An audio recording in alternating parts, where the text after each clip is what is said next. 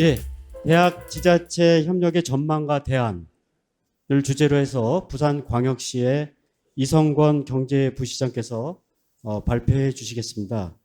발표 후에는 토론회를 갖도록 하겠습니다. 이성권 경제부시장님을 앞에 연단으로 모시겠습니다. 앞으로 나와 주시겠습니까? 예, 박수로 맞이해 주시기 바랍니다. 예, 발표 시간은 30분이고요. 끝나고 나서는 총장님들의 지정 토론이 있도록 하겠습니다. 예, 부탁드리겠습니다. 네, 반갑습니다. 방금 소개를 받은 부산시 경제부시장 이성건입니다. 먼저 2023년 한국대학 교육협의회 학예대학총장 세미나가 이렇게 성대하게 부산에서 개최된 것을 진심으로 축하드리고, 또 이런 뜻깊은 자리에 제가 강연을 할 수 있도록 기회를 주신 저에게 장제국 회장님께 감사의 말씀을 드립니다. 그리고 또 아쉬운 점은 아까 영상으로 인사한 말을 들었습니다만, 우리 박형준 시장님께서 전국의 대학교 총장님 오신 이 자리에서 직접 강연을 하고 총장님과 함께 소통을 하는 게 바람직합니다만, 국가적 사무인 또 엑스포 유치를 위해서 해외 출장 중이기 때문에 부득이하게 제가 대신하게 된 점에 대해서 양해의 말씀도 부탁을 드리도록 하겠습니다. 먼저 그러면 지금부터 이제 강연을 시작하도록 하겠습니다. 제목은 제가 요청을 받은 게 지산학 협력 도시와 관련된 부분입니다.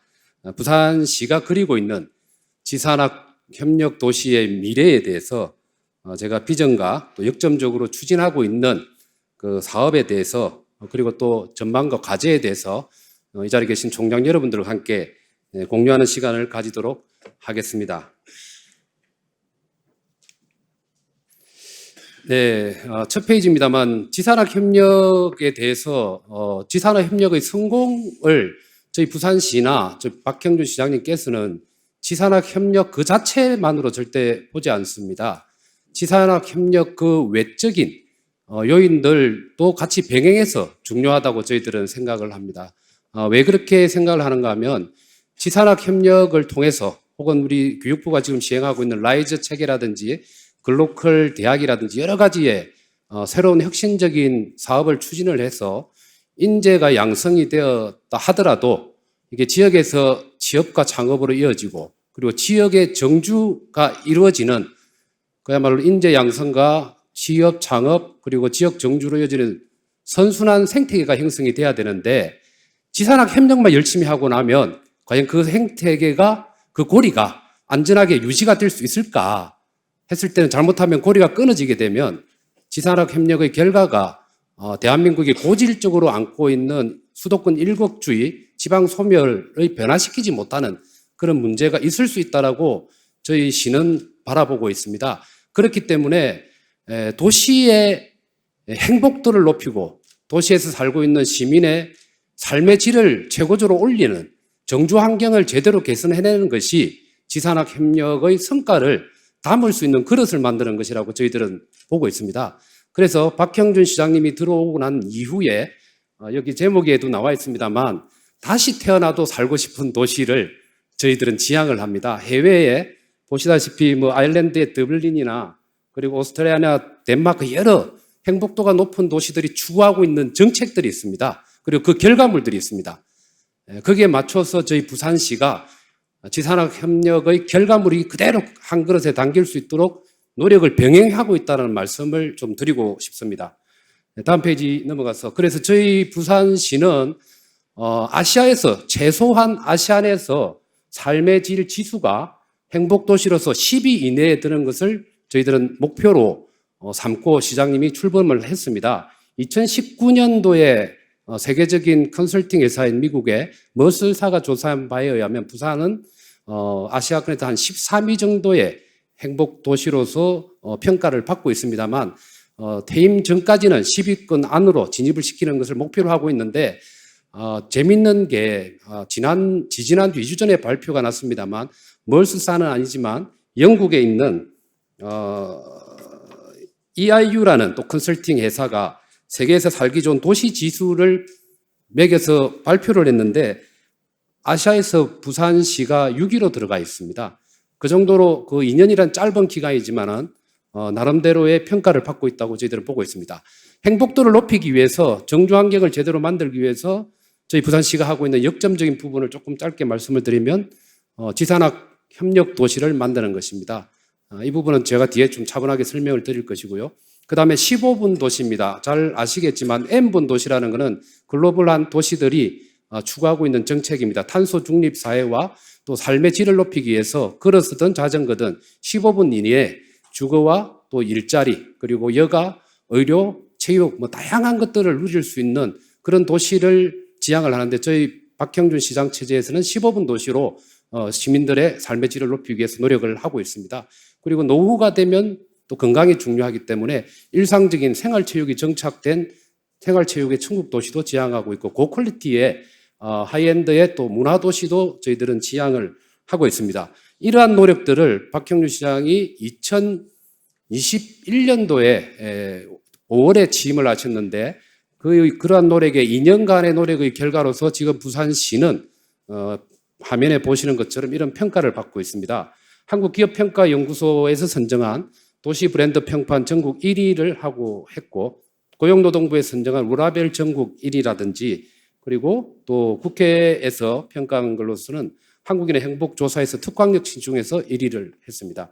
그리고 또 부산은 이 자리에 우리 총장님들이 부산을 방문한 이유가 자연환경과 도시의 발달이 아주 조화롭게 잘 돼 있는 도시라는 걸 평가했기 때문에 이 자리에 모였을 것이라 봅니다만 부산은 또 플레이하기에 좋은 곳으로서 팬데믹 이후에 내셔널 지오그래픽이 선정한 숨이 막힐 정도로 여행하고 싶은 곳으로서 25곳을 여행지를 선정을 했는데 저희 부산이 들어갔는데 아시아에서는 유일하게 부산이 들어갔습니다. 그리고 그 외에도 뭐 BTS 콘서트라든지 또 불꽃축제나 휴양이라든지 비즈니스와 휴양이 이루어지는 워케이션이나 이렇듯 뭐 페스티벌이나 그리고 문화적인 행사들이 엄청나게 많이 이루어지는 것이 부산으로서의 모습이라고 볼 수 있습니다. 그래서 국제적으로는 또 도시의 혁신들이 지금 수시로 이루어지고 있는 상황입니다. 그래서 부산시가 세계적인 GN사라는 영국에 있는 글로벌 컨설팅 회사가 평가한 바로는 세계 스마트 도시 평가에서 취임 전에 62위였는데 작년 상반기에 22위를 했고 저기에는 기재가 되어 있지 않습니다만 작년 하반기에 된 평가가 2달 전에 발표가 되었습니다만 19위로 올라가서 스마트 지수에 있어서는 우리 한국에서는 1위가 되었습니다. 서울을 현재 제껴 놓은 상황입니다. 그리고 부산에는 또 22개의 대학입니다. 좀 잘못 기재되어 있습니다. 매년 4만 5천 명이 배출되는 그러한 혁신 인재들이 배출되는 것이고 그리고 또한 혁신 인재들이 열심히 일할 수 있는 곳을 저희들이 마련하고 있는데 시장님이 취임하기 전 2019년도에는 투자 유치가 한 3천억 정도였는데 작년에 저희가 3조 원을 달성했습니다. 대표적으로는 여러분들이 잘 알고 있는 IBM의 퀀텀 컴퓨터, 지금 우리 정부가 양자 컴퓨터 관련된 생태계를 만들려고 역점을 두고 있는데 저희 부산시는 IBM하고 같이 협약을 맺어서 이곳 해운대에 퀀텀 컴퓨터 시스템을 도입하기로 투자 유치를 했고 삼성중공업이 조선의 화랑을 따라서 연구소를 부산에 만들기로 얼마 전에 또 협약을 맺은 바가 있습니다. 이렇게 3조 원이 넘는 규모의 변화를 저희들이 시키고 있습니다. 네, 그리고 뭐 살기 좋은 그리고 정주하기 좋은 도시가 되기 위해서는 기본적으로 먹거리가 있어야 된다고 저희들이 생각을 합니다. 그래서 부산이 가지고 있는 기존의 훌륭한 환경적 자원을 더욱더 극대화시키는 것 그리고 또한 새로운 분야에 있어서의 먹거리를 창출하는 것을 큰 과제로 삼고 있습니다. 첫 번째로 물류 부분에 있어서는 이 자리에 계시는 총장님도 잘 아시겠지만 대한민국의 대표적인 물류 허브 도시가 부산입니다. 항만만 놓고 보면 환적항으로서는 세계 2위, 컨테이너 처리량으로서는 세계 7위의 항만 물류를 가지고 있습니다. 거기에 2029년 말이 되면 가덕도 신공항이 완공이 되어서 개항이 될 겁니다. 그렇게 되면 공항 물류까지 합치게 됩니다. 그럼 투포트가 시스템이 될 거고 여기에 철도 어떤 물류까지 합치게 되면 트라이포트가 되어서 명실상부하게 부산은 대한민국 아시아를 넘어서 세계의 물류 허브 도시로서의 기능을 하게 될 것이고 또한 동시에 이와 연관되어서 금융의 허브가 될 것입니다. 잘 아시다시피 노무현 정부 시절에 1차 공공기관 이전을 할 당시에 부산은 금융 중심지 도시로서 지정이 되어서 문현 센텀 지구의 금융기관들, 예를 들면 한국증권거래소라 또 예탁결제원, 그다음에 한국해양진흥공사, 이런 다양한 금융기관들이 집적이 되어 있고, 여기에 더해서 윤석열 정부에 들어와서는 산업은행을 부산으로 이전을 시키려고 하고 있습니다. 그것과는 별도로 저희 부산시는 디지털 경제 시대에 맞는 디지털 자산 거래소를 지금 추진하고 있는 중이고, 제가 어제 서울에 올라서 금융위원회 부위원장과 만나서 정부의 가이드라인에 어긋나지 않는 방향으로 하나씩 조율을 해가면서 올해 안으로는 디지털 분야의 거래소도 부산에 만들어서 명실상부하게 부산이 금융중심 글로벌 허브 도시가 될 수 있도록 노력을 할 예정입니다. 그리고 디지털 분야, 신산업, 블록체인이라든지 AI 분야나 그리고 파워 반도체라든지 다양한 신산업 관련된 부분도 역점적으로 추진을 하고 있는 중입니다. 그리고 기존 제조업의 공정을 혁신하는 스마트화하는 작업들도 병행을 하고 있습니다. 그 외에 관광이나 문화는 설명드릴 필요 없이 부산이 가지고 있는 훌륭한 자산들입니다. 이러한 영역에 대해서, 그러니까 이거는 지산학 협력과 다른 것 같지만 이러한 영역들을 제대로 키워낸다는 것은 지산학 협력의 필드를 만들어내는 것이라고 저희들은 생각합니다. 좋은 대학의 인재를 육성을 해도 갈 곳이 없어지면 수도권으로 다 빨려나가기 때문에 이 영역을 중심으로 해서 지산학 협력의 필드가 형성이 될 수 있다고 생각하기 때문에 이러한 그릇과 장을 만드는 것, 그리고 이것을 잘 꿰는 작업이 중요하다고 저희들은 생각을 합니다.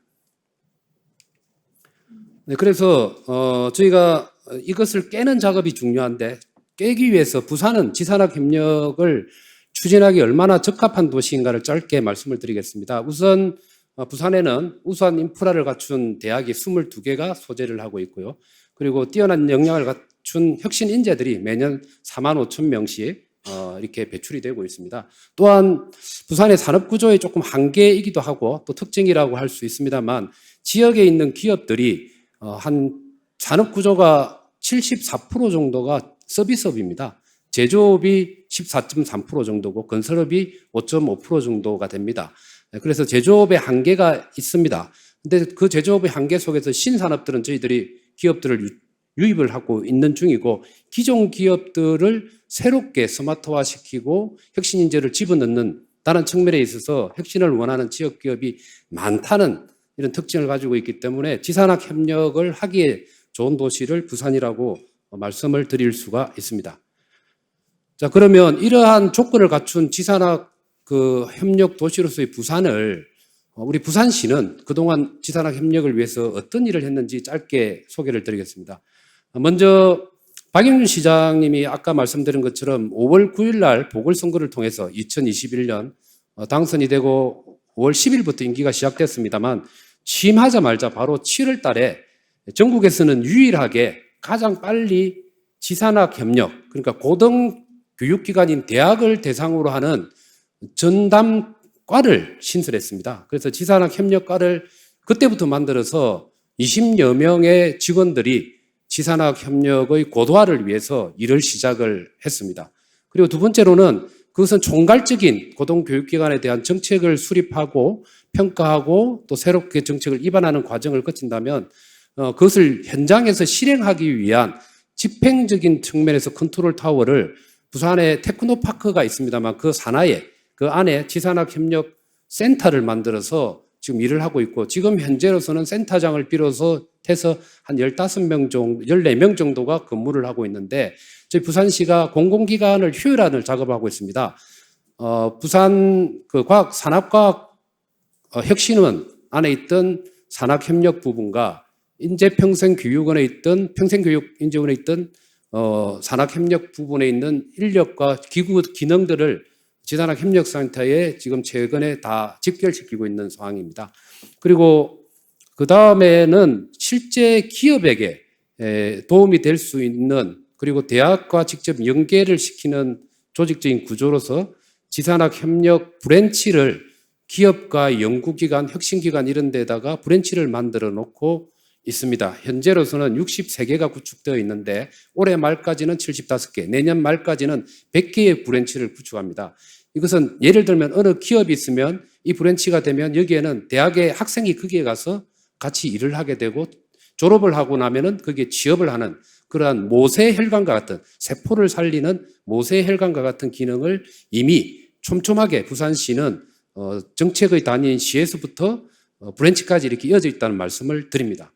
그 다음으로는 하단에 있습니다만 도시의 수장인 박형준 시장 본인이 지산학 협력과 관련된 철학을 가지고 직접 대학과 소통하는 작업들을 지금까지 오픈 캠퍼스 미팅이라는 형태로 총 11번 했습니다. 여기 부산에 소재하고 있는 대학의 총장님도 같이 참여를 했을 겁니다. 그 대학을 방문했을 때 대학 총장님도 같이 토론하는 파트너로 참여를 했습니다만 11개 대학, 그러니까 20대학 중에서 11개, 절반을 벌써 다니면서 대학과 지자체와 그리고 산업을 연계할 수 있는 것을 대학 내에서 소통하는 그러한 것들을 해왔습니다. 그리고 그 이후에 또 그 다음으로 있는 것이 이러한 그 오프라인 필드에서 이루어지는 것들을 정보를 한 군데서 모으고 수요자들이 직접 활용할 수 있도록 지산학 통합 이 플랫폼도 구축해서 이미 작년 말부터 가동이 되고 있는 상황입니다.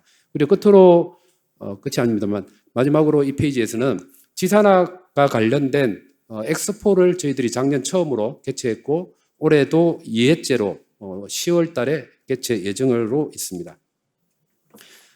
지금 이 부분은 지산학 협력과 관련돼서 뭐 총장님들이 다 이해를 하고 계실 겁니다만 지방정부와 기업과 대학 간에 연계되는 중요성에 대해서 간단하게 그 표로 나타나 있습니다만 지방정부가 타 시도와는 달리 아주 적극적으로 움직였다는 게 부산시가 가지고 있는 특징이라는 말씀을 드릴 수 있고 그 다음의 역할은 대학 스스로의 혁신적인 어떤 역량 발휘가 이제부터 필요하지 않을까 저희 부산시는 그렇게 보고 있습니다. 아까 박영준 시장님이 영상 인사말에서 말씀을 했습니다만 이제 학령 인구의 감소로 인해서 대학이 위기에 봉착하는데 스스로 변화하지 않으면 스스로 혁신하지 않으면 존립하기 어려운 거 아니냐 그런 측면에 있어서 이제는 지방정부 다음으로 혁신을 해야 될 곳이 바로 대학이다라는 생각도 좀 간접적으로 말씀을 드립니다. 자, 그러면 지금부터 우리 부산시는 이렇게 아까 한 2년간에 걸쳐서 지산학 협력을 위해서 해왔던 노력에 대한 설명을 드렸고 앞으로 어떤 방식으로 지산학 협력을 나아갈 것인지에 대해서 설명을 좀 올리도록 하겠습니다. 일단 지산학 협력과 관련된 것 중에 가장 중요한 게 이게 과거에 교육부 그러니까 중앙정부의 직할 체제에서 대학이 있었다고도 볼 수가 있는데 이게 교육부가 가지고 있던 어떤 권한을 지방정부에 이양하고 상대적으로 분산시키는 부분이기 때문에 지방정부의 역할이 중요해졌습니다. 그런 면에 있어서는 대학의 입장에서나 외부에서 볼 때는 상당한 불안감이 있을 수가 있습니다. 그것을 해결하기 위해서는 제대로 된 지산학 협력의 거버넌스를 구축하는 게 핵심이다라고 저희들은 생각을 합니다. 상호 신뢰하고 믿고 정책을 같이 만드는 것이 중요하기 때문에 그런 거버넌스를 만드는 걸 저희들이 고려를 하고 있는데 박형준 시장님 들어와서 조금 다른 점은 기존에 해왔던 것 중에 다른 점은 기존의 모든 대학들이 산학협력단 산단 협의회라는 게 있었을 겁니다. 우리 부산에도 있었고요. 그 다음에 총장협의회라는 게 있었습니다. 다 시도에도 있었을 겁니다. 각 시도의 수장과 대학 총장이 하는데 저희 부산시가 별도로 했던 것 중에 하나가 뭔가 하면 부산시는 지산학 협력 조례를 따로 제정을 했었습니다. 그리고 거기에 따라서 기본 계획을 수립을 했고요. 그리고 그 수립된 내용에 따라서 부산에서는 지산학 협력 협의회를 만들어서 올해 처음으로 총장님과 산업계 그리고 부산시장님이 함께하는 회의를 개최하기도 했습니다. 근데 이것을 좀 더 고도화시켜야 될 것이 앞으로는 지역 고등교육협의회를 구성할 예정입니다. 이 부분에 대해서는 교육부의 지침도 있고 이 자리에 계신 총장님들이 잘 아시기 때문에 설명을 추가로 드리지는 않겠습니다. 그 다음으로는 지역 혁신 중심을 제대로 혁신을 하기 위해서 라이저를 체계를 제대로 구축하겠다는 말씀을 드립니다. 전국에서 7개 도시, 부산을 포함해서 라이저 시범 도시로 지정이 되었습니다만 저희 부산에서는 이미 2년간의 축적된 경험이 있기 때문에 지금 새롭게 좀 구성한 게 무엇인가 하면 시하고 교육부와 그리고 연구기관을 중심으로 해서 실무 TF를 만들어서 지금 가동을 시작했습니다. 그래서 라이저 체계가 제대로 된 대학에서도 만족할 수 있는 기업에서도 만족할 수 있는 결과를 만들기 위해서 중장기 계획부터 시작해서 세심한 정책과 사업까지 발굴하고 추진해 나가는 것을 실무 TF를 만들어서 가동하고 있다는 말씀을 드립니다. 그 다음으로는 지산업 협력과 관련된 브랜치는 아까 제가 설명한 것처럼 현재 63개입니다. 그 다음으로 75개 그리고 100개 내년 말까지는 브랜치를 만들어서 실질적인 효과를 가지려고 합니다. 그리고 두 번째로는 기술혁신 지원입니다. 지금 부산 지역에는 중소기업 혹은 중견기업 정도 수준이고 대기업이 없기 때문에 제조업 기반의 기업들의 경우는 기술 역량이 많이 떨어져 있습니다. 그 점에 있어서 대학의 기술이 기업으로 이전해 갈 수 있는 중개 역할을 저희들이 적극적으로 하는 것을 추진 방향으로 잡고 있습니다. 그리고 세 번째로는 미래 인재 양성 부분입니다. 이 부분은 아마 타 시도에서 하지 않는 부분이라고 좀 생각합니다만 저희 부산시에서는 현장 중심의 그 대학생들, 그 학생들 실무 인재를 양성하는 작업들을 하고 있는데 대표적으로 조금 소개시켜드리고 싶은 건 캐나다의 워틀루 대학이 하고 있는 코어 프로그램을 저희들은 이미 도입해 있습니다. 실제 1학년 마치고 난 다음에 2학년부터 현장과 학교 이론을 병행하는데 현장에서 경험하는 그 과정에 대한 학점을 부여하고 그것이 그리고 그 교과 과정까지 편성이 새롭게 바뀔 수 있도록 그렇게 연계하는 것을 올해에는 2개 대학에 60명의 인재를 양성하는 쪽으로 할 수 있고 고개를 끄덕끄덕 하고 있습니다만 우리 전호환 총장님 동명대가 거기에 해당이 되고 있습니다. 그리고 동아대학교, 동명대 이렇게 두 군데가 한데요. 저희들이 최대 300명까지 하는 걸 짧은 시간 안에 내년도에 하려고 지금 생각을 하고 있습니다. 그래서 지산학 협력의 대표적인 인재 양성의 행태로 워틀루 코어 프로그램을 도입을 시작을 했다는 말씀을 드립니다. 그리고 두 번째로는 미래 첨단 산업 분야, 파워 반도체나 AI나 클라우드라든지 여러 가지 그리고 퀀텀 컴퓨터 영역이나 이런 것들을 인재를 양성하기 위해서 대학과 협력해서 대학의 그런 과정을 지속적으로 만들고 있다는 말씀을 드리고 그리고 대학 외에서는 대학을 졸업한 인재들이 또 취창업에 연결되기 위해서 저희 부산시는 부산시 산하에 있는 디지털 정보산업혁신원이라고 있습니다. 정보산업진흥원이 있는데 거기에서 디지털 혁신인재 아카데미라는 것을 저희들이 운영합니다. 삼성이나 신세계나 소프트 분야, IT 분야의 인재 양성 프로그램들을 직접 저희들이 가져와서 시비를 들여가지고 1년에 2,000명 그리고 시장님 임기 동안 5년 동안에 10,000명의 인재를 양성하는 프로그램을 이미 가동하고 있는 중이고 실질적으로 거기서 배출된 인재들이 취업으로 연결되는 실적을 가지고 있습니다.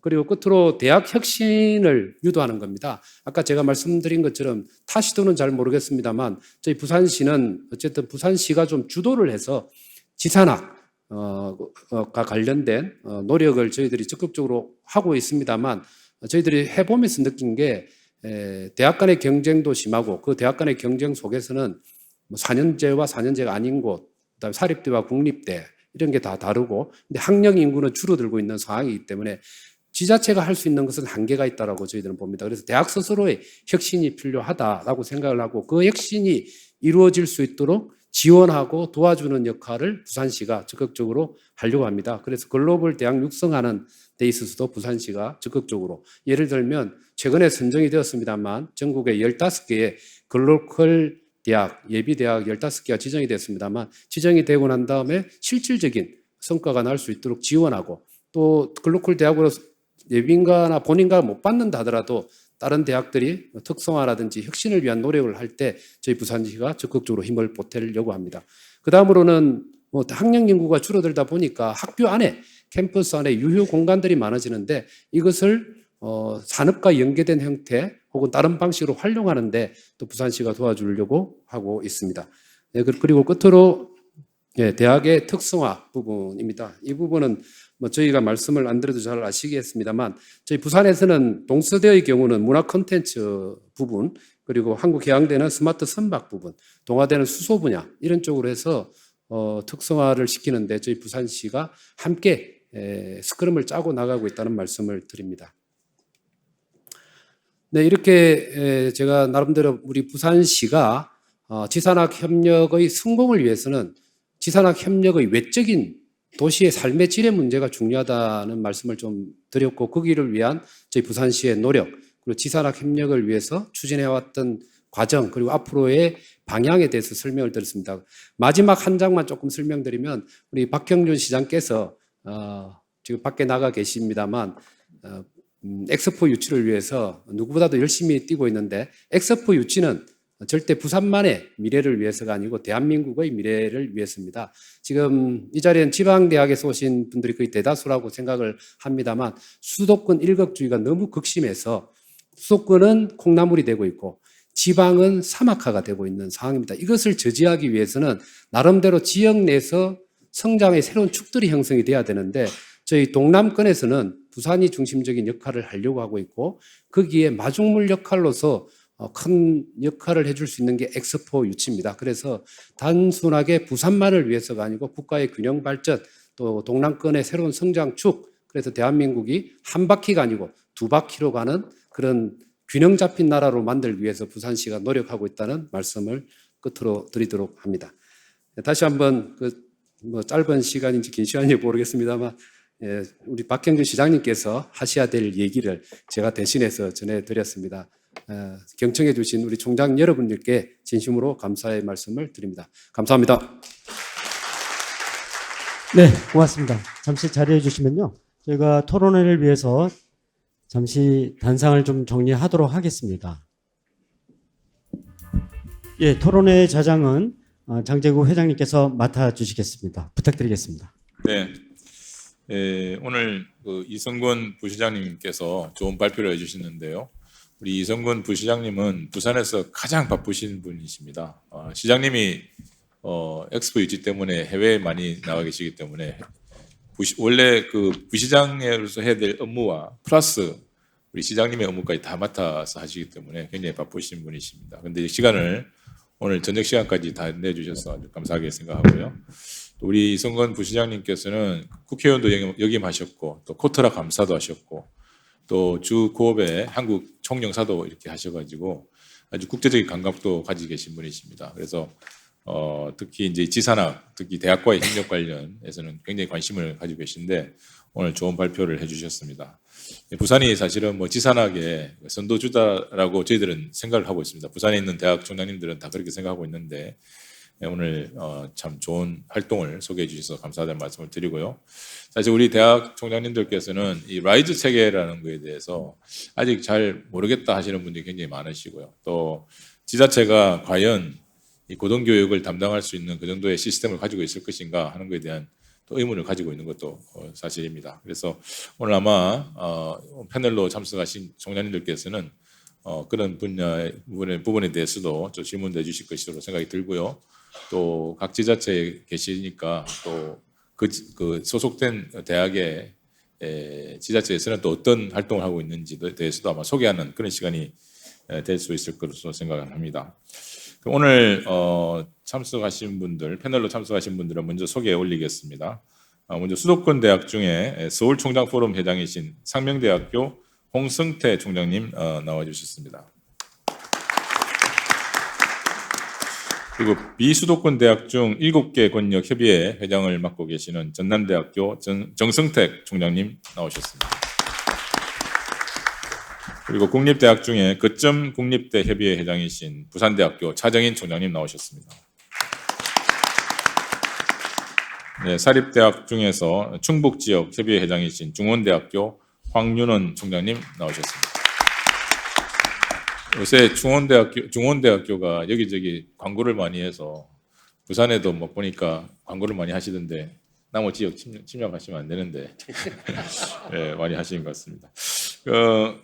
저희들이 1시간 정도 시간을 가지고 저희들이 토론을 하려고 생각합니다. 그래서 오늘 토론하시는 분들께서는 5분씩 시간을 드리도록 하고 그다음에 이제 우리 부시장님께서 또 답변을 할 수 있는 그런 시간을 가지고 시간이 남으면 우리 플로어에 또 이렇게 오픈을 해서 또 총장님들의 또 코멘트와 또 질문을 듣는 시간을 가지도록 하겠습니다. 그럼 먼저 상명대학교 홍승태 총장님께서 토론해 주시겠습니다. 예, 방금 소개한 서울총장 포럼 회장을 맡고 있는 상명대 홍성택 총장입니다. 먼저 그 부산에 대해서 우리 이성건 부시장님께서 자랑을 많이 하셨죠. 이제 실제 그렇습니다. 저도 부산을 오면 괜히 흥분되고 설레이고 하는 게 있는데 이 발표를 듣고 또 오늘 보니까는 너무 많은 노력을 하시고 또 2030 엑스포를 위해서도 노력하고 계신다는 걸 더 이제 체감하게 됐습니다. 단지 이제 그래도 해변도 보고 이래야 되는데 날씨가 장마철이라서 좀 바람이 심하게 불고 또 뭐 이렇게 좀 비도 오고 그래서 그게 좀 아쉽기는 합니다. 예. 저는 주로 그 발표해 주신 내용이 이제 지산학 시스템이에요. 지산학 시스템. 지산학 시스템은 구축을 위해서 여러 가지 다양한 노력을 전개하고 있고 이미 오래전부터 해 오셨고 그게 이제 최근에 뭐 라이즈라든지 대학의 어떤 그 지자체와의 연합을 통한 그런 어떤 큰 패러다임 변화에 꼭 그동안 준비해 오신 게 날개를 단 듯한 그런 느낌을 일단 가졌습니다. 근데 이건 실제로 어떤 지역에서의 구성원들, 이제 세 가지 구성원 얘기하죠. 지자체랑 그 대학이랑, 지자체와 대학이랑 산업계 세 구성원들이 이제 혁신 활동을 위한 이제 지식, 정보를 창출해서 성장해 나가는 전형적인 그 좀 트리플 헬릭스 모형에 대응하는 것으로 아주 잘 적용이 되고 있고 이걸 실무에 옮기고 있다. 제가 이렇게 느꼈습니다. 우리가 이제 그런데 거기서 이제 항상 중요한 게 가버넌스 구조인데요. 가버넌스 구조를 얘기할 때 이게 결국은 뭐 지금 글로컬 대학 예의 발표를 하고 이래서 꼭 중앙정부에서 주던 거를 이제 지자체로 옮겨졌다. 이렇게 되면 이게 기버 테이커 관계가 되죠. 주고받는 관계가 되는데 그러면은 이제 혁신이 창출하기가 어렵다는 얘기입니다. 사실 이론적으로도 오래전부터. 그래서 우리가 보통 가버넌스를 얘기할 때 그 위계에 의한 어떤 권위라든지 위계에 의해서 상부 기관이 하부 기관을 뭐 이렇게 명령하는 것과 같은 가버넌스도 있을 수 있고 아니면 완전히 그냥 미국 같은 데서는 마켓 메커니즘에 맡기는 그런 시장 기구에 맡기는 것도 있는데 이 양자 극단적인 것보다는 그 양자의 장점을 절충하는 네트워크 그러니까 릴레이션십이라든지 코퍼레이션을 강조하는 네트워크 형태를 서로 관계가 없는 것처럼 보이지만 밀접하게 잘 돌아가고 서로 간에 없으면은 성과가 안 나고 그런 관계가 돼야 되지 않나 하는 생각을 해봅니다. 그래서 이거는 어떻게 보면은 굉장히 그 협력적인 관계고요. 또 상호 호혜적인 그런 관계를 한다는 측면에서는 새로이 그 지방 정부에서 사실은 대학들은 그동안 꾸준히 여러 가지 어렵고 불확실한 환경에 처해 있었기 때문에 현실을 직시하고 꾸준히 노력을 해왔습니다. 근데 사실 이제 지자체가 그동안 하셔야 될 거를 중앙정부가 했던 거를 이양을 받으셨기 때문에 실제로 그런 차원에서 좀 많이 그 고려를 해주고 또 신경을 써주셔야겠다 이런 생각을 했습니다. 그러기 위해서는 서로 간에 이 관계의 질을 높이는 게 중요한데요. 뭐 그건 이론적으로도 관계의 질을 높이기 위해서는 서로 신뢰를 해야 됩니다. 신뢰 관계를 가져야 되고요.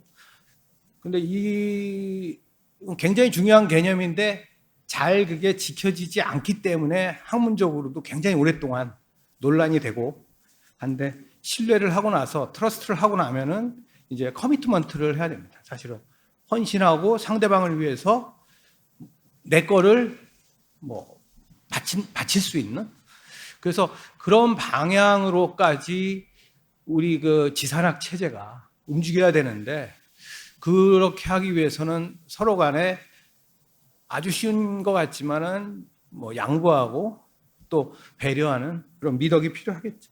그래서 그러기 위해서는 실제적으로 이 우리가 궁극적으로 이루어야 될 목표에 대한 공유, 그리고 어떤 그 서로 간에 우리 공유 가치라고 그러는데 그걸 가지고 있어야 됩니다. 그래서 실제적으로 우리 최종적인 지금 뭐 라이즈 사업이든 글로컬 사업이든 여러 가지 이 지산학 체제건 하건 사실은 현실적으로는 냉정하게 얘기하면은 학령 인구 감소 때문에 이 학령 인구 감소 문제를 어떻게 풀 거냐 하는 면에서 시작하는 겁니다. 근데 그걸 그렇게만 하다 보니까 접근이 잘 어렵고 하니까 우리 대학의 경쟁력을 강화하고 산업 경쟁력을 강화하고 결국 우리나라의 글로벌 경쟁력을 강화하는 쪽으로 얘기를 하고 있는 거죠. 그러니까 자칫 후자만 강조하다 보면 본래에 지금 현재 봉착하고 있는 어떤 그 뭐 그냥 편하게 말씀드리면은 대학의 구조조정 같은 문제가 약간 좀 실제로 진행이 덜 될 수도 있다.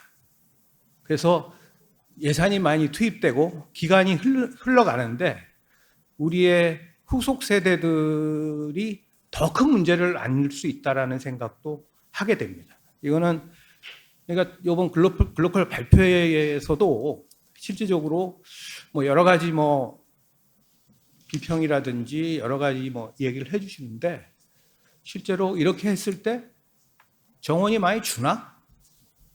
그건 굉장히 냉정하게 우리가 좀 봐야 되는 겁니다. 물론 이제 다 여러 가지 노력들을 하시겠지만 이게 그런데 저는 뭐 부산만의 얘기가 아니고 우리 모두의 얘기라고 생각을 하고 대학은 물론 그 지자체 그리고 사회에서 같이 생각해야 되는 얘기라고 생각합니다. 그리고 우리가 뭐 아마 트리플 헬릭스 모형이라고 들어보신 분이 많겠지만 거기서 한 걸음 더 나아가서 실제적으로 이 쿼드러플 헬릭스, 뭐 퀸터플 헬릭스 이런 모형 얘기를 합니다. 쿼드러플이라고 그러면은 미디어라든지 컬처 부분이 거기에 이제 추가가 되는 거고, 퀸터플이라고 그러면은 거기에다가 이제 기후 변화라든지 어떤 자연적인 문제 그런 게까지 되는, 지금 이제 대학이랑 지자체 그리고 국가 전체에서 우리가 해결해야 될 문제는 그런 문제들까지도 지금 이제 포괄해야 되는데, 과연 그냥 제가 토론이라고 생각하면 부산에서 지산학 체제를 그렇게 오랫동안 해오셨는데 그런 것까지 고려하고 계신지, 예? 당면한 문제는 당연히 지금 발등에 불은 끄셔야 되는 건 맞는데 그게 그런데 그렇게 미래의 일이 아니고 우리 뭐 요즘 최근에 기업은 물론 우리 사회 전체적으로 화두가 되고 있는 뭐 ESG 경영이라든지 이런 것들이 다 그런 거랑 기후변화라든지 그런 거랑 관련이 되기 때문에 그런 문제는 우리 지식이랑 정보 그리고 지성들이 모여있는 대학과 함께 지자체가 풀어야 되지 않나 그런 생각을 하게 됩니다. 그래서 결국은 좀 말씀드리다 보니까 제가 말이 길어졌는지 모르겠는데 근본적인 핵심, 그러니까 핵심을 그 문제를 해결하기 위해서 어떤 노력을 해야 되나? 그러면은 뭐 지식이 창출이 되고 또 뭐 이렇게 혁신이 이루어지는데 그 혁신이라는 건 여러 형태로 이루어지는데 이걸 어떻게 볼 것인가? 과연 어떤 혁신을 할 것인가와 아울러 미래에 더 행복한 부산 내지는 행복한 대한민국을 위해서 어떻게 이거를 확장시키고 발전시키는 것이 좋을 것인가. 이거는 뭐 정부에서 하고 있는 라이즈 체계라든지 뭐 글로컬 체계도 마찬가지라고 생각합니다. 그래서 그런 쪽에 우리가 좀 더 신경을 쓰고 또 지자체와 또 어떤 산업계와 다양한 논의를 하고 좀 수렴해가는 우리의 어떤 방향을 제대로 그 일치된 방향을 잡는 게 중요하지 않나 이렇게 생각합니다. 예, 감사합니다.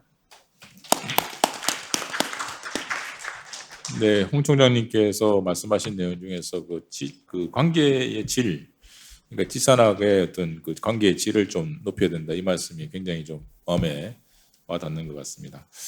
네, 다음은 전남대학교 정성택 총장님께서 발표해 주시겠습니다. 네, 반갑습니다.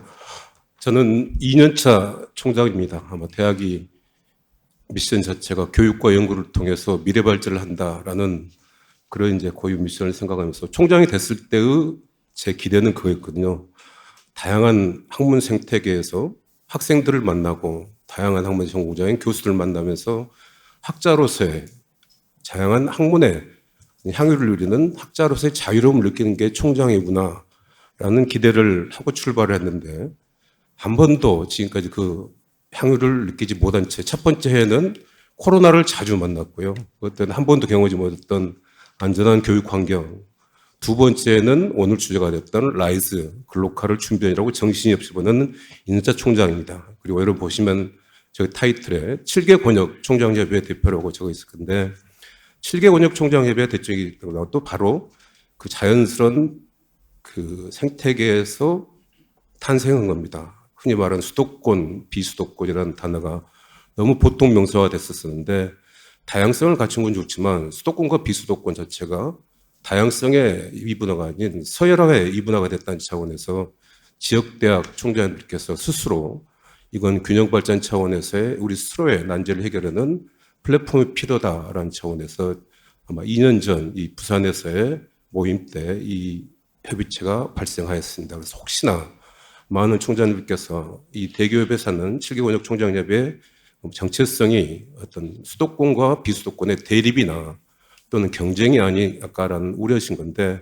진정한 대한민국 고등교육 생태계 발전과 국가 균형 발전에 위한 건전한 정책 대안 협의체라는 걸 인정해 주시면 좋겠다라고 말씀을 드리고 싶습니다.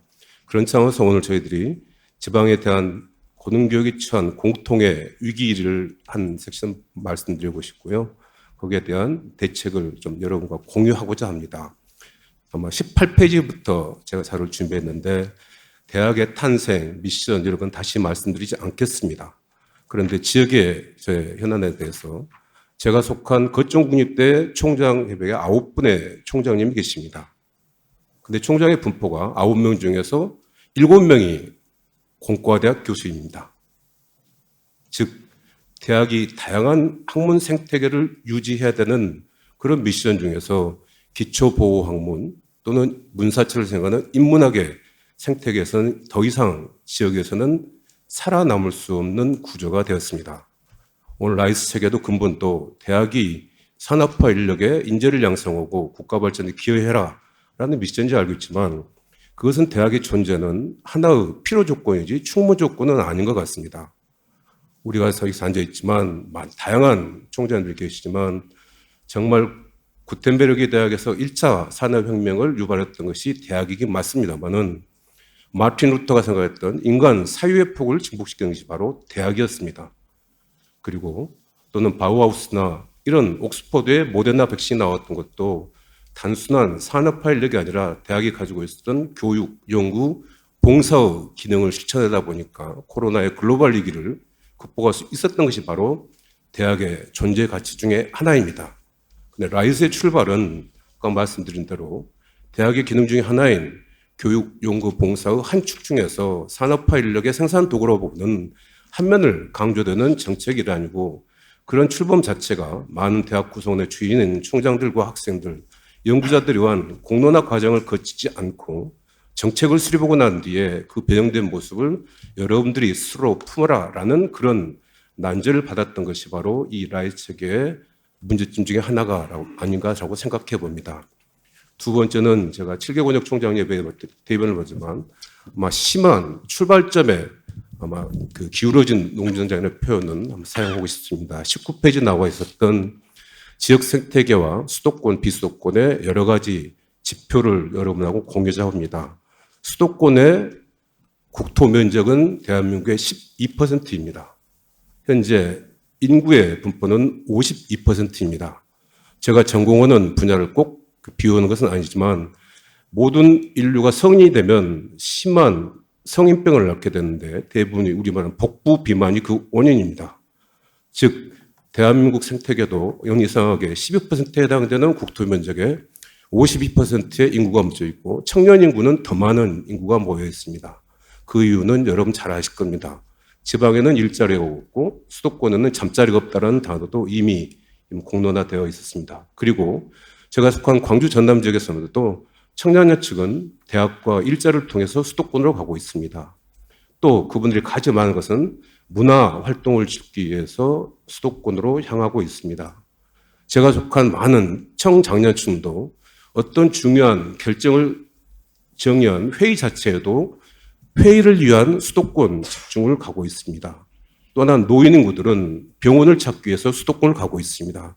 이미 이 수도권과 비수도권의 여러 가지 생각하는 교육, 경제, 문화 활동에는 이미 비기울어진 운동장으로 펴놓고 다시는 이 성인병이 점점 고조해서 인간 수명을 단축시키는 그런 단계를 지났다고 생각하기 때문에 이미 대한민국의 지금 생태계는 흔히 말하는 중환자실에서 마지막 인공호흡수를 기다리고 있는 심한 중환자가 아닌가 생각됩니다. 이런 차원에서 라이스제가 출발했는데 과연 이 역량이 이미 기울어진 운동장에서의 지자체 자체가 역량만 가지고 대학을 지원할 수 있는 그 역량이 얼마나 그 기대 효과가 있을까라는 생각이 듭니다. 아마 제가 속한 광주 전남의 지자체의 재정 자립도는 가장 낮습니다. 고등교육의 전체 예산이 확대되지 않고서의 지자체의 역량에 관심이 있다 하더라도 이 근본적인 문제는 해결되지 않을 것입니다. 우리 이 부시장님께서 부산에 대한 어떤 미래 비전을 발표해 주셨는데 조금 시간이 지나면 수도권, 비수도권의 문제가 아니라 수도권, 부산권, 기타권으로 나눠지는 대한민국이 되지 않을까라고 우려가 됩니다. 정말 지자체 장에게 고등교육의 건전한 협의체로서의 고등교육에 책임 있는 수장을 맡겨주시려면 이미 기울어진 대한민국 산업 생태계에도 책임을 질 수 있을 정도로 국매인은 아니더라도 서울시장만이 참석할 수 있는 국매급에서의 각종 지자체 장들도 대한민국의 건전한 산업 생태계를 균형의 축을 맞출 수 있는 의사결정과 책임 권한이 있는 협의체에 참석하는 것이 진정한 지방자치분권 그리고 라이스 체계의 출범이 아닐까 생각됩니다. 만약 그런 지자체 장에게 그런 권한이 주어진다면 대교협에서 설문조사했던 5개 문항, 지자체 역량 강화, 또 지자체의 대한고등교육교가 지자체의 어느 수학기관으로 들어가느냐, 연속성이 있느냐 이러한 문제들은 자연스럽게 해결이 되겠다라고 생각됩니다. 즉 지방분권을 위한 여러 가지 책임과 권한의 그 영역의 범위를 대학과 지자체의 협업관계로만 풀려지 마시고 진정한 지방이 발전할 수 있는 권한을 주는 것이 라이스의 첫 출발의 단계가 아닐까 생각됩니다. 기타 차원에서 마지막으로 이 라이스 자체가 정말 필요한 명칭이었는가 한번 고민해 봅니다. 라이스 출발을 하는 것처럼 지역혁신 플랫폼에서 했던 RIS에 정부가 출범하면서 에듀케이션이라는 이자를 붙든 너무나 자기적인 출발입니다. 즉 지역 생태계를 계획하기 위해서 대학이 또 지자체가 관심을 가져라는데 저는 반대로 지역 교육을 활성화시키기 위해서 범부처 차원의 혁신적인 생각을 가져라는 차원에서 리저널 에듀케이션을 위한 이노베이션 시스템을 갖추라는 차원에서 REIS라는 라이스 체계 구축을 이 정부가 해주시기를 간곡히 부탁드리겠습니다. 이상입니다. 네, 우리 정성택 총장님께서는 의사 출신이셔서 그 비정상적인 수도권 비대 현상을 그 좀 비유적으로 이렇게 잘 설명을 해주셔서 이해하기가 굉장히 쉬웠습니다. 네, 다음은 부산대학교 차정인 총장님께서 토론해 주시겠습니다. 여러분 반갑습니다. 저는 대학을 맡아서 지금 3년 운영을 했습니다. 맡고 보니까 지역 대학의 어려움을 체감할 수 있었고 제가 운영하는 대학뿐만 아니라 우리 지역에 있는 크고 작은 많은 대학들이 굉장한 어려움을 겪고 있다고 알고 있고 제가 주로 학교 내부의 경영 외에 힘을 기울인 부분은 국립대학에 국한한 것이 아니고 지역대학 전체를 어떻게 좀 활로를 찾을 수 있을까 하는 거기에 초점을 맞추어서 상당히 많은 시간을 써왔습니다. 근데 오늘은 우리 주최 측에서 총장님은 국립대학 얘기를 해주세요. 그래서 제가 국립대학 입장에서의 의견을 좀 말씀드리고 또 저희 평소 관심사인 지역대학 전체에 대한 의견도 좀 말씀드리겠습니다. 아까 부시장께서 발표하실 때 수도권은 콩나물이고 지역은 사막화되고 있다 이런 표현을 쓰셨는데 지금 현실적으로 우리가 언론에서 보듯이 수도권 특히 서울은 그 광역교통망 체계에 그 천문학적인 돈을 쏟아붓고도 지옥철을 면하지 못하고 있습니다. 저는 그런 기사를 보면 좀 슬그머니 화가 납니다. 그 지역인재가 수도권으로 쏠리는 현상이 얼마나 낭비적이고 그 이후에 답을 찾기 어려운 정도의 그런 구조를 띠고 있는데 왜 수십 년간의 그 정부들은 그 효과적인 정책을 제대로 구사하지 못했던가 이런 걸 생각하면 화가 납니다. 솔직히 말씀드리면 제가 얼마 전에 서울 가서 여의도에 한 3일 정도 머문 적이 있는데 그 점심시간에 쏟아져 나오는 길을 가득 메우는 직장인들을 보면서 또 조금 화가 났습니다. 지역은 청년의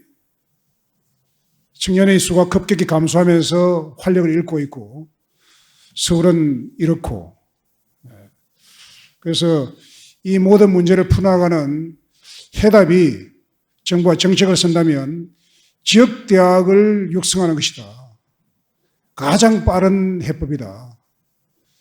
이제 이렇게 생각을 하고 저는 지역대학의 그 육성에 좀 더 정부가 힘을 써야 된다 이런 생각을 하고 있습니다.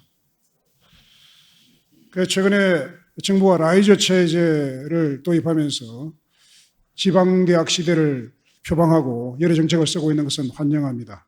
환영하고 지역 발전의 중심에 대학을 놓는 그 사고방식이 매우 반갑고요.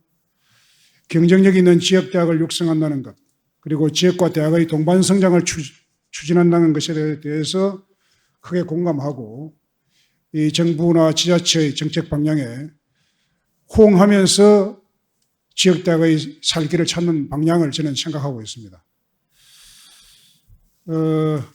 먼저 라이즈 체제에 대해서 조금 말씀드리면은 처음에 라이즈 체제가 출범했을 때 지자체의 대학 지원 조직과 인력 이런 어떤 의지 이런 것이 중요하다. 그래서 지자체의 대학 지원 전담부서 및 인력 지원 규모 이런 것들이 상당히 준비가 되어야 된다. 이런 총장님들이 걱정들을 많이 하셨는데 제가 좀 파악해 보니까 제가 부산 지역만 말씀드린 게 아니고 전국 지역을 다 검토해 보니까 상당히 좀 편차가 많이 있습니다. 그래서 금년 3월 기준 비수도권 17개 시도 중에서 9개가 대학 지원 전담부서가 전무했습니다. 지금 바쁘게 준비하고 있겠지만은 좀 그렇고요. 그 다음에 갑자기 보충된 경우는 전문성을 채우는데 상당히 좀 시간이 좀 필요한데요. 그런 걱정을 좀 해봅니다. 표가 자료에 제시되어 있는데 현재 이 중차대한 광역 단위의 지역대학 전담부서인데 없기도 하고 있는 곳도 지원 인력이 좀 상당히 빈약하다 이렇게 생각이 되는데요. 부산 지역은 예를 들면 부산 정도는 돼야 되지 않을까 생각이 들고 현재 지원 인력은 24명이고요. 전담 조직은 2년 전에 21년 7월에 이미 행정조직을 신설해 두었습니다. 지산학협력과를 신설하고 지산학협력센터를 운영하고 있고 좀 빠른 속도로 준비를 해나가고 있는 것이 부산이고 다른 지역들도 조금씩 차이가 있는 상황입니다. 그 다음 이제 국립대학 입장에서 한 가지 말씀드리면은 아무래도 국립대학의 그 운영을 지금까지 정부가 국가 차원에서 운영하는 대학이기 때문에 그렇게 운영해 왔는데 지자체로 이양하면서 안정적 재정 확보가 우려된다 이런 의견이 나오고 있습니다. 지자체의 재정 자립도가 다 편차가 있기 때문에 서울은 76.1%이지만은 광역시들은 광역시와 비광역시 다 이렇게 차이가 나고 20%대에 머무는 광역 단위도 많이 있습니다. 그렇게 되면 지자체의 그 공립대학 지원 책임과 의무가 늘어나면은 결국 재정 확보에 어려움이 야기되지 않겠나 하는 걱정을 할 수가 있습니다. 그 다음은 이제 그 인재 문제인데요. 지금은 이제 잘 알다시피 결국 일자리 문제고 그렇습니다. 그래서 우리나라 대기업 본사가 수도권에 집중되어 있고 하는 그런 현상은 우리 총장님들이 너무나 다 잘 알고 계시기 때문에 생략하도록 하겠습니다. 그런데 지금 문제는 뭐냐면은 기업의 지역 이탈과 지역 인재의 수도권 이탈이 서로 상승작용을 하면서 악순환의 고리로 돌고 있다는 것입니다. 이 점은 우리 총장들이 너무나 잘 알고 있는 부분인데 기업이 수도권에 있기 때문에 아이들이 빠져나가고 또 지역 인재들이 지역대학에 잘 남아서 양성되지 않기 때문에 기업들은 지방에 내려올 수 없다고 합니다. 이른바 혁신기업의 남방한계선이라는 말이 있습니다. 남방한계선이 판교라고 합니다. 그래서 이런 현상을 타파하지 않으면 영원히 이 문제는 악순환의 고리를 우리가 헤쳐나올 수 없기 때문에 지금 이 문제는 지역 광역단체와 대학 사이에 해결할 수 있는 문제를 넘어선 문제입니다. 이것은 중앙정부와 국회가 제도적으로 해결할 문제인데 현재 이 지역인재 유출을 막는 현재 효과적인 제도가 하나 있는데 그것은 공공기관 지역인재 의무채용제도입니다. 그 의무채용제도는 실효성을 거두고 있다는 것이 국토부의 분석이고 용역의 결과입니다. 그래서 이렇게 효과를 거두고 있는 직접적으로 지역인재 수도권 유출을 막는 효과가 검증된 제도는 좀 더 합리화해서 확충할 필요가 있지 않느냐.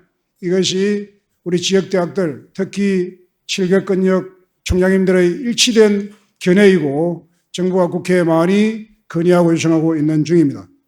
그럼 이렇게 되면 지역인재를 지역에 머물게 하면 수도권 대학들은 그러면 지역인재를 뺏기는 것이 아니냐 이런 걱정을 하시는 수도권 대학 특히 서울권역 총장님들은 별로 계시지 않을 것이라고 생각합니다. 이미 서울에는 이른바 인서울이라는 그 현상 속에서 솔직히 말씀드리면 브레콜처럼 빨려 들어가고 있습니다. 그렇기 때문에 수도권 대학에 계시는 주요 대학들 특히 계시는 분들께서 지역 대학들도 상당한 정도의 인재를 확보하고 지역 대학에 발전하고 주요 대학들은 충분한 인재로서 발전을 하고 또 중소규모의 대학들도 이른바 정원 미달 현상을 겪지 않고 이렇게 정상적으로 대학의 생태계가 대한민국 전체의 대학 생태계가 유지되기를 다 같이 걱정하고 있다고 알고 있습니다. 알고 그렇게 믿고 있고 지역대학 총장님들은 이것이 수도권 대학에 큰 피해가 발생한다거나 그런 생각은 사실 솔직히 하지 않습니다.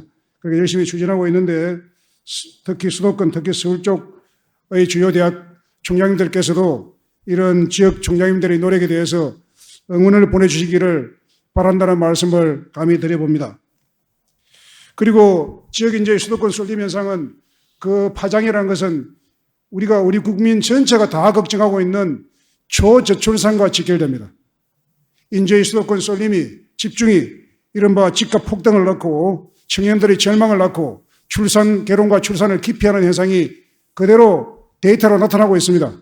지금 국민 전체 우리나라가 OECD 중 그 합계 출산율이 2위와 상당한 차이가 나는 꼴찌입니다. 0.81로 나타나고 있는데 서울은 0.59입니다. 상당히 큰 차이입니다.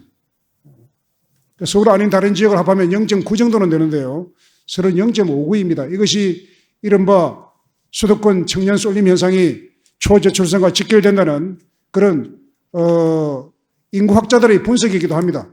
그래서 이 문제는 국가적인 큰 난제이기 때문에 단순히 지역대학의 인재를 조금 더 가지자 이런 차원이 아니고 국가의 큰 난제를 해결하는 아주 대성적으로 고민해야 될 문제이기 때문에 국가 사회에 책임 있는 지도자이신 총장님들께서 이 문제를 큰 차원에서 생각해 주시기를 다시 한번 부탁의 말씀을 드립니다.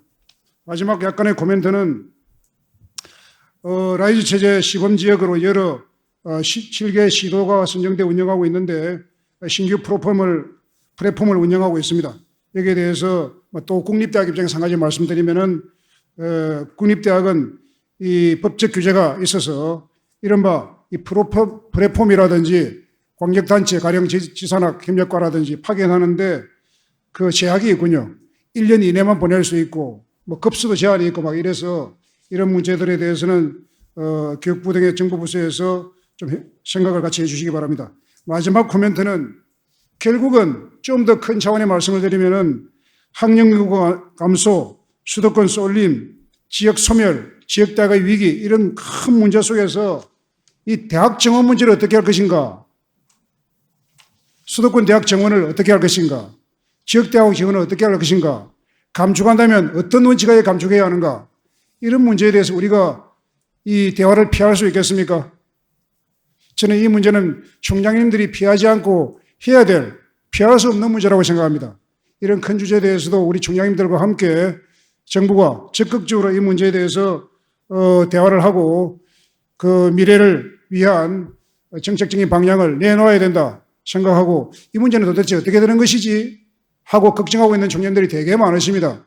정부의 큰 정책 방향이 나와야 되고 그 정책 방향에 우리 서울과 우리 수도권과 지역의 많은 총장님들이 대표자들께서 모여서 가지고 대성적인 차원의 결론이 나와야 되지 않나, 이런 생각을 마지막으로 드리면서 토론을 마칠까 합니다. 감사합니다.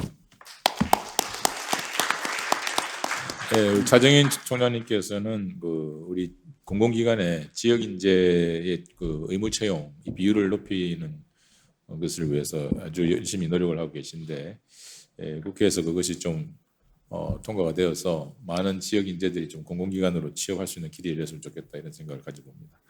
네, 우리 마지막으로 황운현 의원, 우리 중문대 총장님 또 전해 주시면. 네.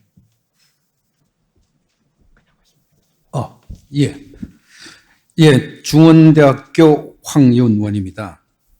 저는 주최 측으로부터 받은 질문이 충북 지역의 라이즈 실태가 어떤지를 좀 설명해 달라는 것과 사립대학, 특히 중소규모의 사립대학을 대신해서 우리 여기서 좀 발표 토론을 좀 해달라, 이런 내용을 전달받았습니다. 그런데 두 가지 질문에 답하고자 합니다만은, 사실 오늘 우리 학술대회 보면 대개 발표자가 발표를 하고 또 토론자들은 그 발표한 내용에 대한 토론을 하는 게 일반적인 건데, 오늘 이성근 부지사님께서는 발표 열심히 멋지게, 저렇게 발표 잘한 분 참 보기 힘든데 했는데 발표에 대한 토론은 안 하고 좀 엉뚱한 얘기 한 것 같아서 아마 속으로 뭐 이래야 하고 생각을 같은 생각이 듭니다. 그래서 그 발표에 대한 질문을 하나 드리겠습니다. 부산을 아까 보니까 다시 태어나도 부산이라는 캐치프레이즈를 붙였는데, 다시 태어나도 부산에서 살게 하겠다는 얘기입니까? 아니면 지금 부산 시민이 다시 태어나도 다 그렇게 생각한다는지 나중에 좀 답변해 주시기 바랍니다. 저는 아까 말씀드린 대로 라이즈 사업을 충북에서 어떻게 하고 있느냐라는 것을 이제 실태를 말씀드려야 되는데, 그 전에 라이즈란 말, 아까 우리 전남대 총장님께서는 RISE가 아니라 REIS, 그래서 라이즈라고 지역 대학의 중심이 되는 교육이라고 하셨는데 전적으로 공감을 합니다. 라이즈라는 말이 어떤 분은 라이즈라 그러지 않고 리제라고 그러더라고요. 왜냐하면 RISE라고 하는 분도 있고, 왜냐하면 전에 RISE가 있었잖아요. 그 RISE도 플랫폼이었잖아요. 주로 이제 거점 국립대학입니다만 특정 대학을 중심으로 전부 조금씩 나눠 갔던. 그 전에 또 누리사업도 있었잖아요. 그 누리사업 RISE, 라이즈. 뭐 어떤 차이인지 잘 모르겠어요. 그러다 보니까 이 지방자치단체에서도 뭔지를 모르고 대학에서도 이게 뭔지도 모르고 그냥 플랫폼이다. 그래서 가버넌스 구조가 어떠냐 이런 걸 하라고 하는데 같이 몰라서 만나자 그래도 뭔지를 모르는 실정이 지금이다 이런 생각이 듭니다. 그 이유는 저는 그럼 라이즈가 도대체 뭔가 플랫폼이다. 정유장이라는 아주 멋진 말을 붙였어요. 중앙정부가 중앙부처가 여러 개 부처를 통해서 개별적으로 나누어 주면서 대학 지원을 하던 시스템을 구조를 가버넌스 구조를 하나가 통합해서 나눠주는 거다. 다시 말하면 그전에는 뭐 용돈을 여러 사람한테 받았다면 이제는 용돈을 받아가지고 일괄적으로 나눠주는 시스템. 이게 라이즈가 아닌가.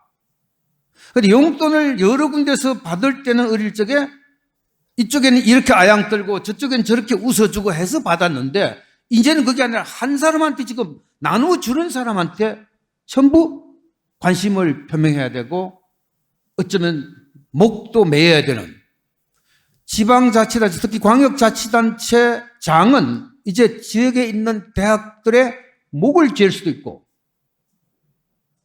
눈에 어긋나면은 국물도 없어 할 수도 있고 경제 쪽에 있는 광역단체 경제적인 힘을 가진 이성근 부지사님 같은 분은 앞으로 아마 부산에 있는 21개 대학 총장님들이 가가지고 맨날 밥 같이 먹어야 될 겁니다.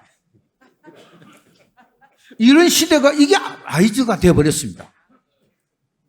그러면 대학들은 지금 아우성 치는 것이 그러면은 각 대학의 지역 대학 협의회를 중심으로 우리가 협의체를 구성해서 도지사와 그 협의회 회장이 공동위원장을 하자.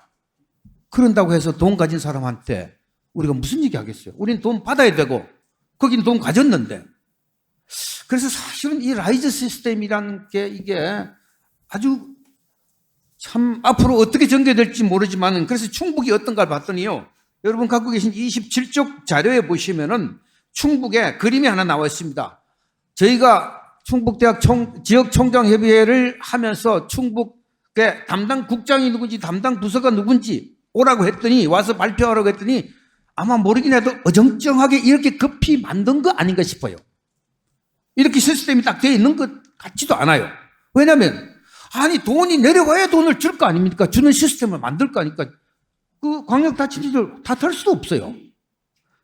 그래서 저희 충북에는 일단 이렇게 세 팀 17명이 세계 그러니까 과학인재국장 산하의 한 과를 라이즈 추진과라는 걸 만들고 그 과에 지산학 협력팀과 평생교육 대학 혁신팀 그리고 전문인력 양성팀이 있고 그 옆에 가면 다시 충북연구원이 중심이 돼서 또 지산학을 라이즈를 지원하는 지원 조직이 있다. 이렇게 생각하시면 될 것 같습니다. 다소 엉성합니다만 그래도 딴 데보다는 낫지 않나. 시범적이 7개 중에서는 그래도 우리가 앞서간다 이런 생각은 합니다. 그래서 이게 이제 지역과 대학의 상생을 목표로 해서 만든 것이 이 라이즈 시스템인데 이 정도 라이즈 시스템은 단순히 중앙정부 여러 부처에서 나온 돈을 모아서 나누어주는 조직이 되지 않으려면은 우리가 전문성 그러지만은 부산시에서도 정말 그 박형준 시장님이나 이성근 부지사님 교육에 대해 공부 많이 하셔야 될 겁니다. 정말로 이제는 대학 교육에 대해서 연구 세계가 어떤 건지를 많이 해서 우리 대학에서 원하는 시스템을 구축해 주시면 좋겠다는 생각이 듭니다. 28쪽으로 넘어가면요. 지역 균형 발전을 위한 고등교육 정책인데 이건 이제 사립대학 입장에서 특히 중소규모의 지방사립대학 혹은 수도권 사립대학의 입장에서 말씀드려야 되는 건데요. 사실은 지역총장협의회의 역할은 이제 라이즈를 구축하는데 아주 더 중요해졌다라는 생각이 듭니다. 특히 이게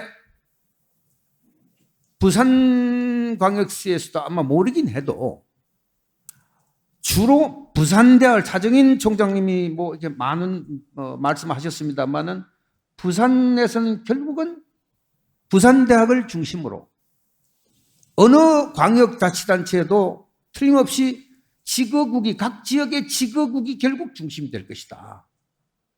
지거국은 애들이 지방 거점 국립대학을 지거국이라고 하대요. 그래서 이 지거국이 중심이 되면은 결국은 RI에서 사업처럼 특정 거점 국립대학의 중심이 되고 딴 사람은 하청 사업하는 이런 시스템이 될 텐데, 그래서 이 지역 총장 협의회를 좀 활성화시켜서 라이즈에서 특정 대학에 집중적으로 지원되는 이런 막아야 되지 않겠나 하는 생각이 듭니다. 그 다음에 또 하나는 이게 이제 사립대학의 홀대 우려가 크다. 국립대학은 어차피 라이즈가 아닐지라도 어차피 국가 예산이 매년 나가기 때문에 거기 나가고 in addition to 이렇게 나간다.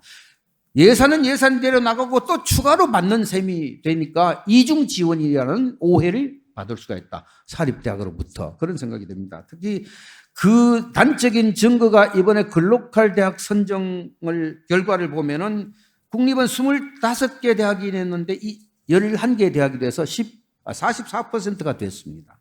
사립은 64개 대학이 신청했는데 7개 대학밖에 안 됐습니다. 10.9%입니다. 나아가서 사립 전문대학은 18개가 냈는데 하나도 안 됐습니다.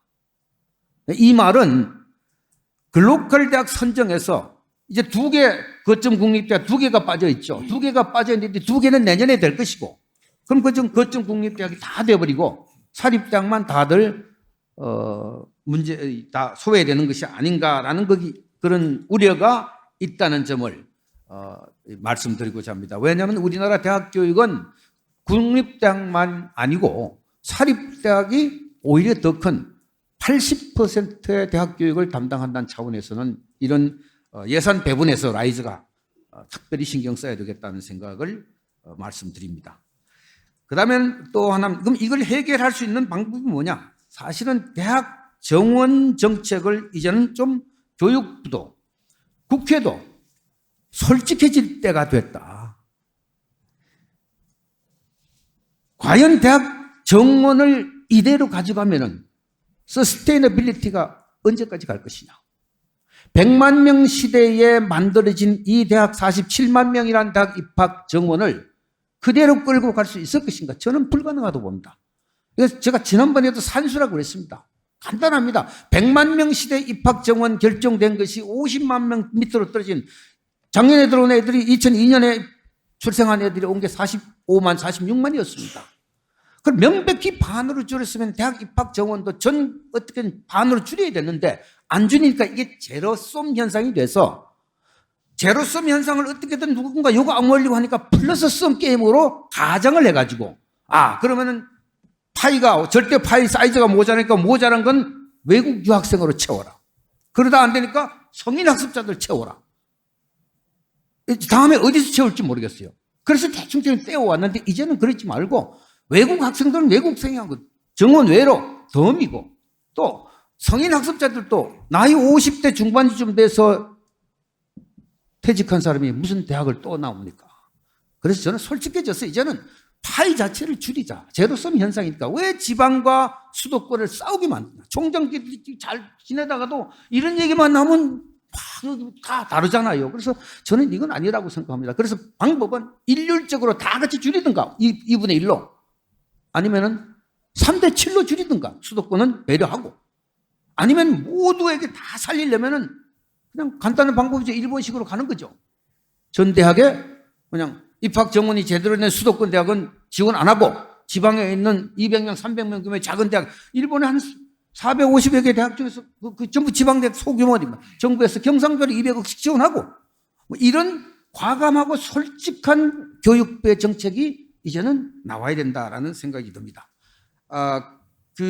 사실은 이런 얘기는 너무 소리 높이지 않으려고 했습니다만 어쩌다 소리 높여졌습니다. 수도권 계신 분 죄송합니다. 이상입니다. 감사합니다. 네, 여러분 잘 아시겠지만 우리 황윤원 총장님께서는 원래 중앙대학교 교수님을 지내시면서 지방에 대해서는 전혀 관심이 없던 분이 이제 그 중원으로 오셔갖고 드디어 이제 지방에 안타까움에 대해서 아시다 보니까 이렇게 열변을 토하신 것 같습니다. 네, 이 라이즈 체계라는 것이 아시다시피 25년에 완성이 되는데 라이즈라고 이름을 지은 것이 결국은 이제 일어난다는 이야기가 있습니까? 이 라이즈 체계를 통해서 지방 대학이 일어나는 그런 것을 아마 목표로 두고 있는 것 같은데 25년까지 이제 이게 완성이 되려면 아까 우리 총장님 말씀하셨듯이 우리 총장님들의 또 대학의 의견을 잘 수렴을 해서 이것이 잘 체계를 잡아갈 수 있도록 이렇게 해 나가는 작업이 굉장히 중요한 것 같습니다. 그래서 이번에 대기업에서 태스크포스를 만들어서 총장님들의 의견을 많이 수렴을 해서 이 라이즈 체계가 잘 자리를 잡을 수 있도록 완성된 모습으로 갈 수 있도록 많은 의견을 또 개진을 할 그런 생각을 가지고 있습니다. 그리고 오늘 공통적으로 나온 이야기가 그 라이즈를 지자체가 과연 감당할 수 있었겠는가, 고등교육을 감당할 수 있을 정도의 어떤 프로페셔널리즘을 가지고 있을 것인가, 이 전문성 이런 부분에 대해서 걱정을 많이 하시고 또 이제 지역에 있다 보니까 이제 지역이 부산만 해도 20몇 개 대학이 있는데 우리 이성근 부시장님께서 뭐 어떤 특정 대학만 또 잘해줄 수 있는 것은 아니고 두루두루 잘 지내다 보면은 이게 또 이제 그 라이즈 체계의 어떤 목적하고는 또 달라지는 부분도 있을 것이고 또 하나는 뭐냐면 이 지역에 있는 대학들 간에 너무 경쟁 구조가 되는 것도 별로 바람직하지 않은 것 같습니다. 지금 이제 협력과 또 공유의 시대인데 어떻게 하다 보니까 굉장히 또 지역 대학끼리 경쟁을 하는 이런 구조가 심화되기 때문에 이것도 과연 바람직한 것인가 하는 이런 문제들이 있는 것 같습니다. 그래서 이성근 부시장님께는 우리 부산 입장에서는 이 라이즈 체계를 어떻게 완성시켜 나갈 것인가, 이 전문성을 높이기 위해서는 어떻게 할 것인가, 또 아까 우리 상명대 총장님 말씀하셨듯이 관계의 질을 높이기 위해서는 어떻게 할 것인가 이런 부분에 대해서 좀 말씀을 해주시면 좋겠고요.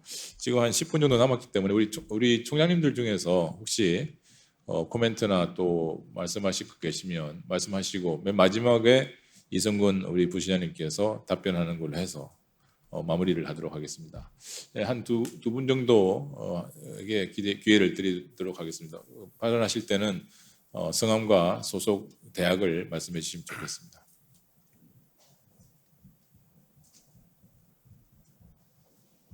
네, 부국 총장님. 네, 마이크 좀 갖다 주시면 좋겠습니다. 총장님 그 뒤쪽에 스탠딩 마이크 좀 활용해 주시기 바랍니다. 네.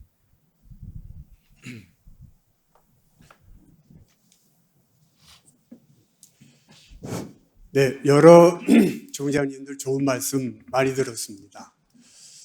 근데 이 전체 우리 총장님들 말씀을 듣다 보니까 굉장히 좀 답답해지고 암울한 느낌이 듭니다. 그래서 제가 좀 엉뚱하게 들릴지 모르지만 다른 각도의 말씀을 좀 드리고 싶어졌습니다. 좀 밝은 얘기를 좀 하고 싶은 것이죠. 그 지금 제로섬 게임의 그 틀 속에서만 지금 현재 모든 현재 문제들을 지금 보고 계신데 보는 그런 전제가 깔려 있는 것 같습니다. 윈윈 게임이 될 수 있는 여지는 없을까? 저는 좀 그런 점에 관해서 우리 대학 사회가 같이 좀 생각해 봤으면 좋겠다 하는 희망에서 말씀드립니다. 먼저 모든 문제가 시작된 것은 학령 인구 감소 때문이었습니다. 분명히 그건 위기 요인이지요. 그렇지만 그 결과 글로벌 경쟁력이 운이되고 있습니다. 이게 이제 어떻게 보면 기회 요인이기도 하죠. 결국 이번 글로컬 사업에서도 글로벌 경쟁력을 강화시키기 위해서 이 샌드박스 역할을 하면서 모든 주제에 대해서 한번 제로 베이스에서 전부 한번 생각해 보겠다. 규제를 철폐하겠다. 이런 얘기까지 나오는 것은 저는 우리 대학 사회의 입장에서는 굉장히 좋은 그런 기회가 되고 있다 하는 생각을 하고 있습니다. 이렇게 그 글로벌 경쟁력이 운이 된다고 할 때에 이때 우리는 유학생 유치라는 그런 방향을 통해서 전혀 게임의 틀을 달리 할 수도 있는 것이 아닌가. 지금 다행히 참 우리 젊은이들 또는 여러 분야의 참 K컬처의 선두주자들이 노력을 많이 해서 이 외국에 나가보면 우리 대한민국에 대한 위상이 대단히 높아졌거든요. 우리나라에 유학 오려고 하는 학생들이 참 많습니다. 정부가 종종 규제만 다 풀어주고 그리고 또 기존 대학의 노력들을 더욱더 조장하고 지원을 하면은 지금 현재 전체 대학 인프라를 다 채우고도 남아돌 수 있는 정도의 유학생 유치도 가능한 것이 아니겠는가 하는 그런 기대까지도 했습니다.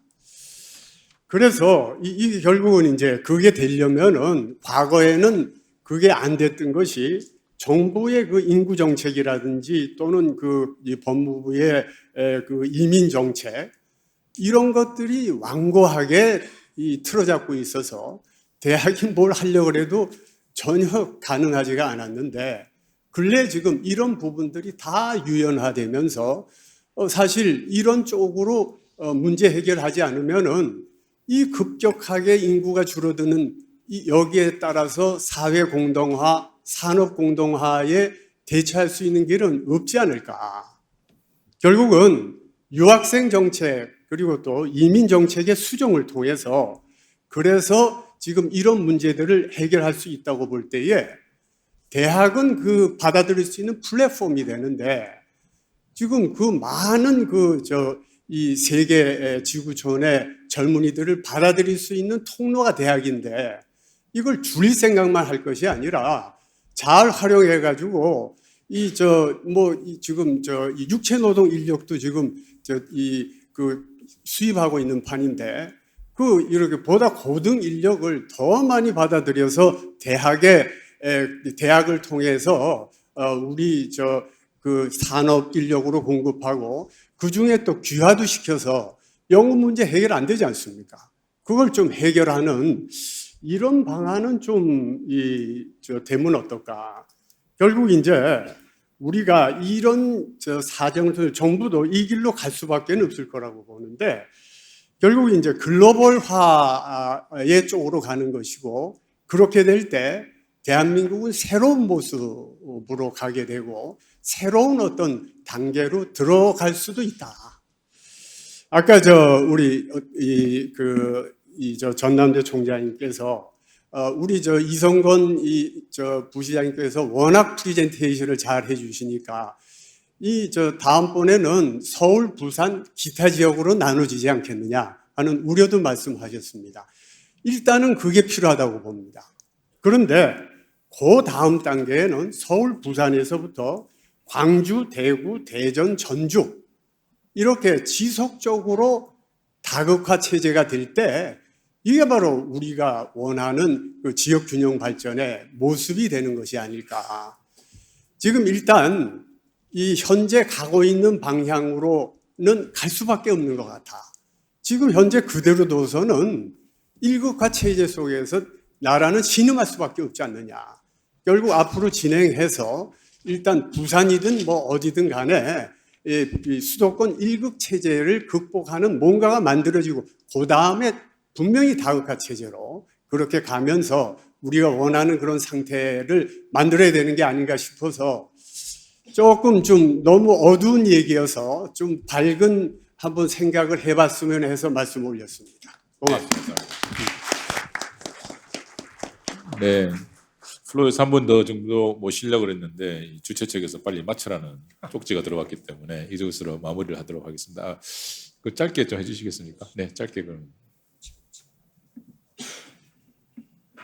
총장님들이 다 점잖하시고 그러기 때문에 좀 독하고 심한 말을 못합니다. 다 이거는 오래되신 분들이고 오래 경력을 갖고 계신 분인데 저는 이게 언론계에 한 10년 신문사 있다가 경주대학에 가 있습니다만은 이 양극화 해결에 대한 좀 방법이 없겠냐 이겁니다. 뭐 복부 비만증이고 이쪽에는 피골이 상접하고 이쪽은 놀부 동네고 이쪽은 흥부 동네고 이쪽은 배가 불러서 죽고 이쪽에는 배가 고파 죽는 그렇게 양극화가 아니라 양사화로 가고 있는 나는 단순한 이 양극화가 이 교육계의 이런 양극화가 이렇게 그대로 방치되어 있다는 거, 이건 우리 교육계의 선배님들에게 한번 내가 묻고 싶어요. 왜 이런 식으로 이런 상황을 방치해가지고 이 나라의 장래가 이제 산업 동력이 무너져가지고 이게 나라가 이제 망하는 그런 지경에 가도록 내버려 뒀느냐, 이런 걸 생각하게 되거든요. 그래서 저는 이 양극화 해결을 위해서 한번 두 가지 정도를 이 제도와 법제화할 수 없냐 이겁니다.